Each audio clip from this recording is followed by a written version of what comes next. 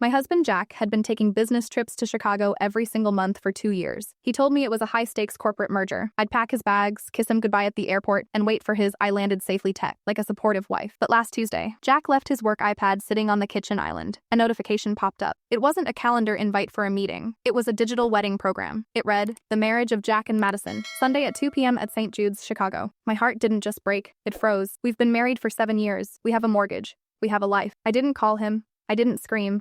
I just booked a flight. On Sunday afternoon, while Jack thought I was at home binging Netflix, I was standing at the back of that church in a black trench coat. The music started.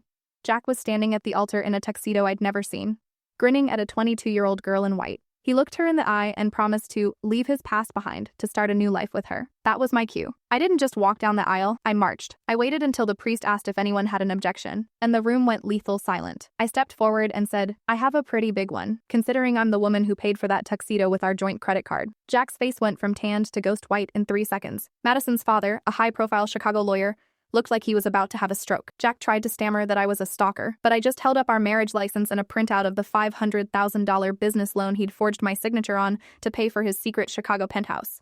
Madison's father didn't just call off the wedding, he called the district attorney. When the police led Jack out of the church in handcuffs for bigamy and financial fraud, I leaned in and whispered, "Chicago is cold in the winter, Jack. And your new father-in-law? He just pulled your bail." I walked out of that church, took Jack's return flight home, and changed the lock. Now, the only merger Jack is worried about is with his new cellmate.